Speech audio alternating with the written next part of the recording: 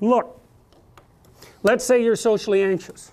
Okay, so what happens when you're socially anxious? You go to a party, your heart's beating. Why? The party is a monster. Why? Because it's judging you. And it's judging you, it's putting you low down the dominance hierarchy, because that's what a negative judgment is. And that interferes with your sexual success. And that means that you're being harshly evaluated by nature itself. Right? So you are confronting the dragon of chaos when you go into the social situation. And so what do? You're like this, right? You hunch over, and that's low dominance. I'm no threat. It's like, well, that's not going to get you very far. You know, but that's a logical thing to do in the face of a tyrant. So I'm no threat. You know, you look at the king and you're dead. I'm no threat. I'm hunched over. And then what's happening internally? What are people thinking about me? What are people thinking about me? Am I looking stupid? Am I looking foolish? Geez, I'm awkward. I hate being here. Man, I'm sweating too much. It's all internalized, right? It's all self-focused. The eye isn't working. What do you tell people? Don't stop thinking about yourself, because you can't. It's like, don't think of a white elephant. White elephant, white elephant, white elephant. You can't tell someone to stop thinking about something because they get caught in a loop.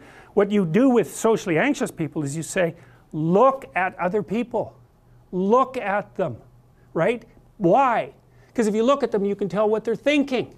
And then unless you're terribly socialized, and some people are. Some people have no social skills, and so the reason they can't go to a party is because they don't even know how to introduce themselves. Like no one ever taught them how to behave. And so they're really good candidates for behavior therapy, because you walk them through the process of how you actually manifest the procedures that are associated with social acceptability. But most people aren't like that. They have the ability. So if they're really introverted and high in neuroticism, they can usually talk quite well to someone one-on-one. Why? Because they look at them. Well, if I look at you, it's another thing to do if you're ever speaking to a group of people. Never speak to the group of people. That doesn't exist. You talk to individuals, and then they reflect for you the entire group, because they're all entrained. So you look at one person, they broadcast to you what everyone's thinking, and you know how to talk to one person. So it's easy.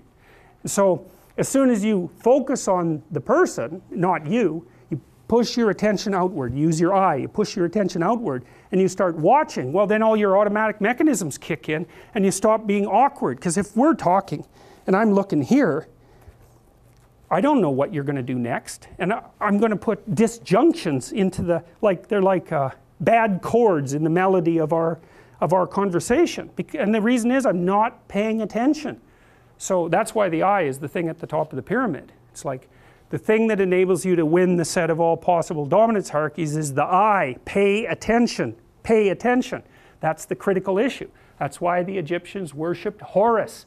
That's why Horus was the thing that rescued Osiris from the depths. It's the capacity to pay attention. What do you pay attention to most? What your right hemisphere signals as anomalous. It attracts your attention. It's like, this isn't going quite right. I'm not looking at that. Wrong.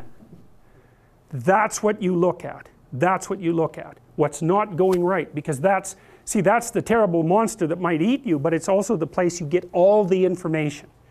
So that's why it's useful to have discussions with your enemies, because they will tell you things you do not know. And that's such a great thing, because if you don't know them, well, you're not very smart, are you?